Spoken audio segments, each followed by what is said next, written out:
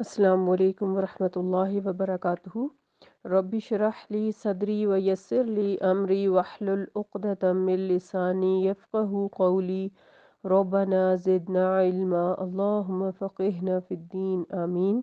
आयत नंबर 252 सूरह अल बकरा तक हमने कल पढ़ा था। अल्हम्दुलिल्लाह कल हमारा दूसरा पारा कंप्लीट हुआ था। हमने गुज़िश्ता आयात में पढ़ा था औज़ुबिल्लाहि मिनश्शैतानिर्रजीम बिस्मिल्लाहिर्रहमानिर्रहीम। फलम्मा फ़सल तालूतु बिलजनूदी क़ाल इन्नल्लाह मुब्तलीकुम बिनहर।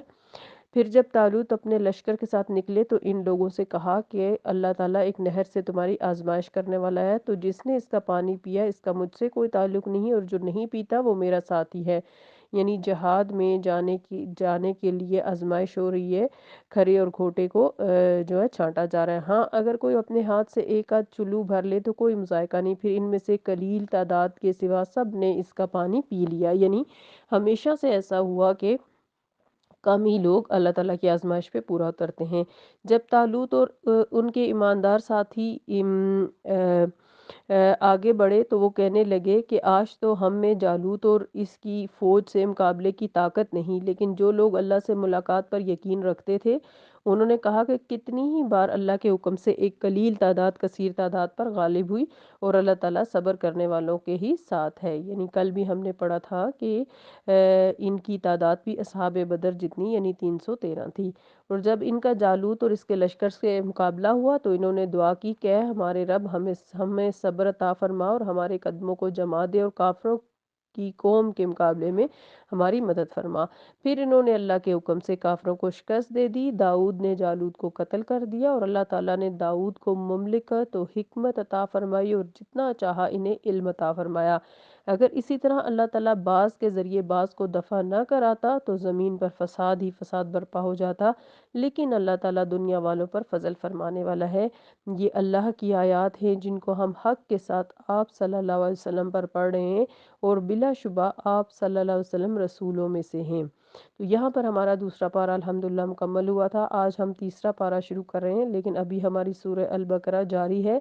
आज हम सूरह अल बकरा की आयत नंबर 253 पढ़ रहे हैं। तिलका रुसुलु फद्दलना बाज़हुम अला बाज़िन मिनहुम मन कल्लमल्लाहु व रफ़अ बाज़हुम दरजात व आतैना ईसा इब्न मरियम अल बय्यिनाति व अय्यदना बिरूहिल कुदुस वलौ शाअल्लाहु मक़्ततलल्लज़ीना मिन बअदिहिम मिन बअदि मा जाअतहुमुल बय्यिनातु वलाकिन इख्तलफ़ू फमिनहुम मन आमना व मिनहुम मन कफ़र वलौ शाअल्लाहु मक़्ततलू वलाकिन्नल्लाह यफ़अलु मा युरीद। इन रसूलों में से हमने बाज़ को बाज़ पर फजीलत दी, यानी दर्जात में फजीलत दी गई। इनमें से किसी से अल्लाह ने कलाम किया, यानी जैसे मूसा अलैहिस्सलाम से कोहे तूर पर अल्लाह ताला ने कलाम किया, नबी सल्लल्लाहु अलैहि वसल्लम से मेराज के मौके पर कलाम किया, और किसी के दर्जात बुलंद किए, जैसे इब्राहीम अलैहिस्सलाम या पांच उलुल अज़म पैगम्बर जो हैं उनके लिए कहा जा रहा है। ईसा ने मरियम को खुली निशानियां अता की, यानी ईसा अलैहिस्सलाम के मौजूदात का जिक्र है, और रूहुल कुदस से इनकी मदद की, तो रूहुल कुदस से मुराद जिब्राइल अमीन है। और कई मौके पर अल्लाह ताला ने ईसा अलैहिस्सलाम की जिब्राइल अलैहिस्सलाम के ज़रिए से मदद की।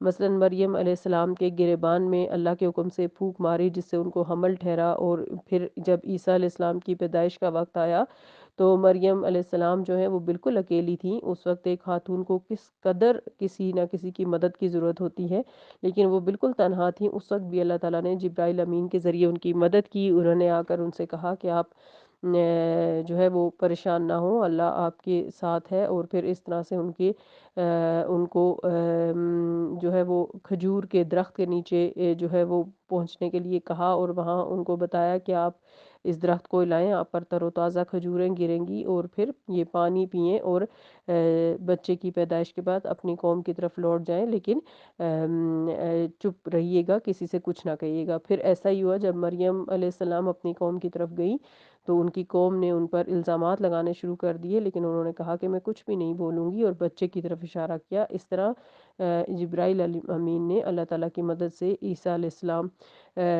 की मदद की, और वो पंघूड़े में, यानी वो बच्चा जो है जो अभी कुछ दिन पहले पैदा हुआ था वो बोला, और उसने अपनी माँ की तायीद की برات بتائی اور یہ بتایا کہ میں اللہ کا بندہ اور اس کا نبی ہوں۔ تو پھر اس کے بعد جب عیسیٰ علیہ السلام جو ہے وہ نبی بن کر اپنی قوم کو دعوت دینے لگے، تو اس وقت بھی عیسیٰ علیہ السلام کی مدد روح القدس نے کی کہ جب ان کی قوم کے لوگوں نے انہیں سولی چڑھانا چاہا تو اللہ کے حکم سے جبرائیل امین نے ان کو زندہ آسمانوں کی طرف اٹھا لیا۔ تو اس طرح کئی موقعوں پر روح القدس یعنی جبرائیل امین نے اللہ کے حکم سے عیسیٰ علیہ السلام کی مدد کی۔ اگر اللہ چاہتا تو ان کے بعد لوگ واضح نشانیاں پا لینے کے بعد آپس میں نہ لڑتے، لیکن انہوں نے اختلاف کیا، یعنی لوگوں نے معجزات دیکھ کر بھی انبیاء کی لائی ہوئی تعلیمات کے باوجود بھی اختلاف کیا، یعنی علم آنے کے باوجود اختلاف کیا۔ پھر کوئی تو ایمان لے آیا اور کسی نے کفر کیا۔ اگر اللہ چاہتا تو وہ باہم نہ لڑتے، لیکن اللہ تعالیٰ جو چاہتا ہے کرتا ہے۔ تو یہاں پر بعض انبیاء علیہ السلام کی بعض پر فضیلت، معجزات اور بلندی درجات کا ذکر ہے۔ قرآن پاک میں دیگر مقامات پر بھی یہ ذکر کیا گیا ہے، جیسے کہ سورہ البقرہ آیت نمبر 124 کے اندر ابراہیم علیہ السلام کی آزمائش اور ان کے اعلیٰ مرتبے کا ذکر کیا گیا، اور یہ بھی بتایا گیا کہ اللہ نے ابراہیم علیہ السلام کو خلیل بنایا، سورہ النساء آیت نمبر 125 میں۔ رسول اللہ صلی اللہ علیہ وسلم اور دیگر انبیاء علیہ السلام کے مختلف فضائل کا تذکرہ حدیث میں بھی کیا گیا، چنانچہ رسول اللہ صلی اللہ علیہ وسلم نے فرمایا قیامت کے دن سب سے پہلے ابراہیم علیہ السلام کو لباس پہنایا جائے گا۔ ایک اور جگہ فرمایا ہے کہ سب سے پہلے میں ہوش میں آؤں گا تو دیکھوں گا کہ موسیٰ علیہ السلام عرش کا پایا پکڑے ہوئے ہیں، یہ بخاری کی حدیث ہے۔ ان تذکروں سے مومنوں کے دلوں میں انبیاء علیہ السلام کا احترام اور ان کے اعلیٰ درجات کا احساس پیدا ہو جاتا ہے، تو دوسری طرف ان کو یہ شعور بھی ہوتا ہے کہ ہر نبی علیہ السلام کو قوم کے مزاج اور معاشرتی ماحول اور حالات کے لحاظ سے معجزات اور صفات سے نوازا گیا تاکہ ان کی دعوت کو تائید اور قوت حاصل ہو۔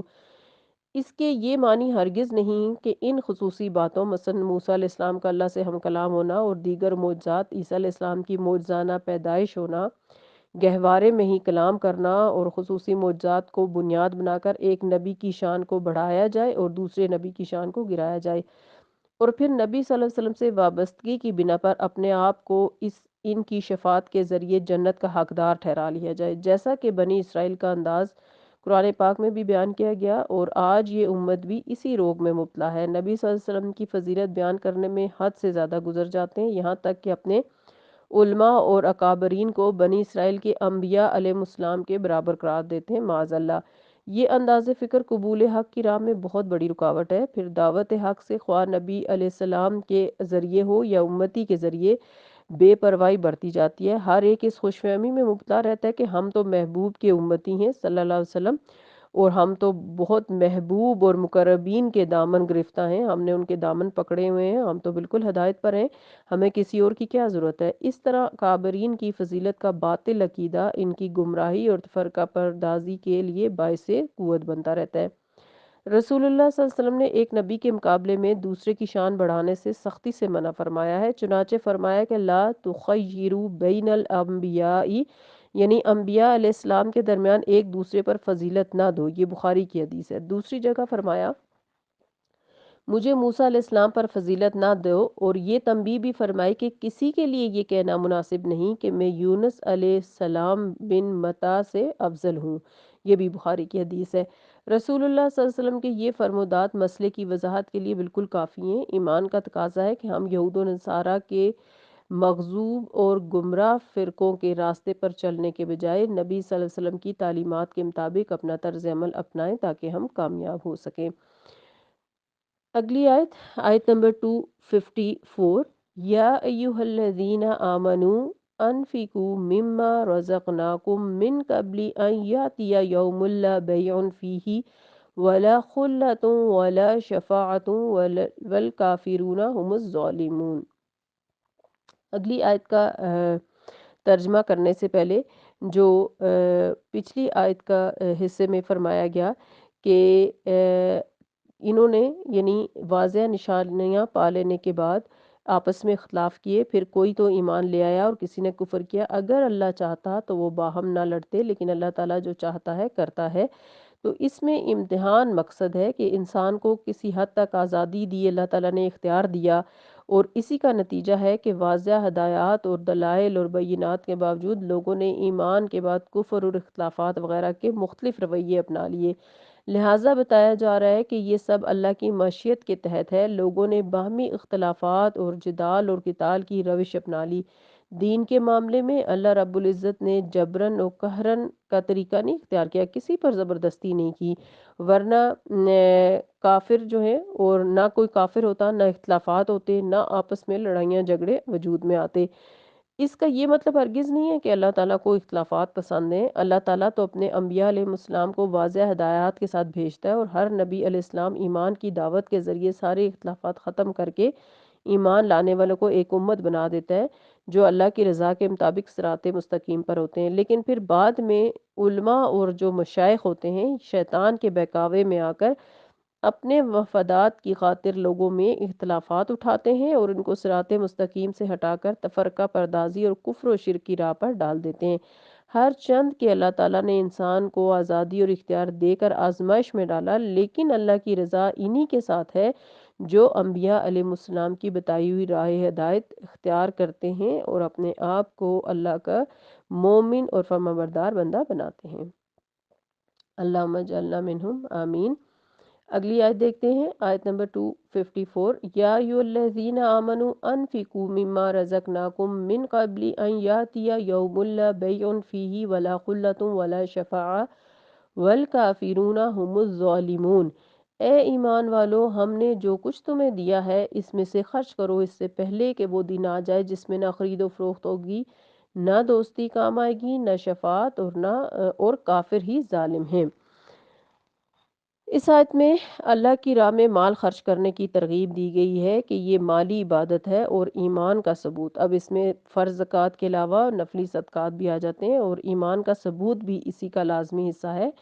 ایمان لانے والوں کو یہ احساس دلایا جا رہا ہے کہ آخرت میں اللہ کے عذاب سے بچنے اور اس کا انعام پانے والوں میں شامل ہونے کا یہ طریقہ ہے کہ شرک سے پاک ایمان کے ساتھ خلوص نیت سے اللہ کی عبادت ہو، اور اس کی راہ میں ذوق اور شوق کے ساتھ جان اور مال کی قربانی دی جائے۔ وہاں دنیا کی طرح لین دین، دوستی، سفارش اور شفاعت کام نہیں آئے گی۔ اس لیے اس دنیا میں رہتے ہوئے جو نعمتیں اللہ تعالیٰ نے دی ہیں انہیں خوشی کے ساتھ، راضی برضا اور رغبت کے ساتھ اللہ تعالیٰ کی راہ میں لٹایا جائے، لگایا جائے۔ مثلا آپ یہ دیکھیں کہ ہمیشہ یہ غور کریں کہ آپ نے اپنے نامہ اعمال میں کتنے ایسے عمل جمع کر رکھے ہیں جو خالصتاً اللہ تعالیٰ کے لیے ہوں۔ مثلا آپ نے کتنے صدقات کیے، آپ نے کتنی نیکیاں کیں، یا کتنے ایسے کام کیے جو خالصتاً اللہ تعالیٰ کے لیے ہوں اور صرف اللہ تعالیٰ ہی ان کو جانتے ہوں۔ تو ہمیں اپنے نامہ اعمال کو خوبصورت اعمال سے بھرنا ہوگا، کیونکہ یہی چیزیں آگے ہمیں کام آئیں گی۔ یہ جو کچھ ہم دنیا میں کر رہے ہیں یا دنیا کو زیادہ وقت دیتے ہیں اور اسی میں لگے رہتے ہیں، یہ تو ہمیں کام نہیں آئے گا اور یہ تو یہیں پہ رہ جائے گا، بلکہ اگر اس میں ہم نے کچھ غلط کیا ہوگا تو اس کا الٹا ہمیں وہاں پہ جواب دینا پڑے گا۔ تو اللہ تعالیٰ سے دعا ہے کہ اللہ تعالیٰ ہمیں ان مومنین میں شامل فرمائے جو اپنی آخرت کو سامنے رکھ کر ہر چھوٹا بڑا عمل کرتے ہیں، اور ہمیں اللہ تعالیٰ ہماری موت سے پہلے اس کی تیاری کی توفیق عطا فرمائے اور بہترین ایمان اور عمل صالح اور تقوی عطا فرمائے، آمین۔ سبحانک اللہم و بحمدک، نشہد ان لا الہ الا انت، نستغفرک و نتوب الیک۔ السلام علیکم ورحمۃ اللہ وبرکاتہ۔